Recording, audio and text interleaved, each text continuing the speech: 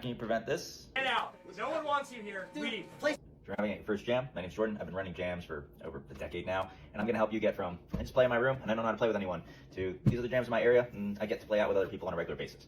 So first step is I would find a mentor or a friend and I would be able to jam with them. Before you go out to a jam in public where you're meeting new people and they're making opinions on you, just find somebody that has experience going to jams, whether that's a teacher or a friend, and try to hang out with them in a duo context for like half an hour, because realistically that's all you're going to need at a jam. But it's better to like get some critical feedback and make some mistakes with your friend in a private setting than it is to go out to a jam, make mistakes, and then have people like start making opinions on you in a community that you'd like to be a part of. So just go ahead and like make your etiquette mistakes and learn etiquette and manners in a private setting and then go to the jam.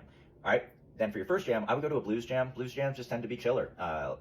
You can't be too jivey at a blues jam, bro. We're just hanging out, playing the blues. So if you learn how to play a 12-bar blues in all 12 keys, you have access to a lot of tunes, because a lot of tunes are just a blues. And also you're going to be able to hang out all night at that blues jam, because for the most part, that's what they're playing. If they're playing not a blues, like say Tennessee Whiskey, which technically isn't like a straight ahead blues, it's still 2 chords. So you're going to be able to handle that.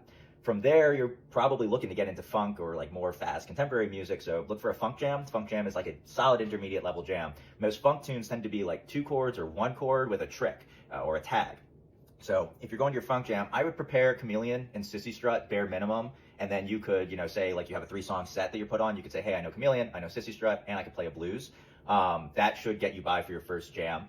But if you are a little bit more unsure, you're always welcome to text or email the host and ask them like, hey, what would you recommend for my first time? And they're probably going to recommend Chameleon and Sissy Strut. Bonus tip would be, hi kitty, Ain't It Funky is another good tune to learn. And then finally, there's the jazz jams. And the jazz jams, don't go to a jazz jam as your first jam. The jazz jams really are usually full of people that are professionals or people that went to school. And jazz players tend to be a little bit jivey. So if you have delicate fifis, maybe not a good fit. Because no matter how good you are, no matter how long you've been playing, somebody's going to have an opinion about your playing and how it's wrong. And they're going to tell you at a jazz jam. So just let that wash off you. Just thank them for their opinion and don't think about it too much more, because every jazz player has a specific way they do things and they think that their way is the way to do things. And if you do things differently than their way, then you're wrong. And that's okay, because a lot of the time there's good advice there. You just have to take the emotion out of it. Let that meanness wash off you.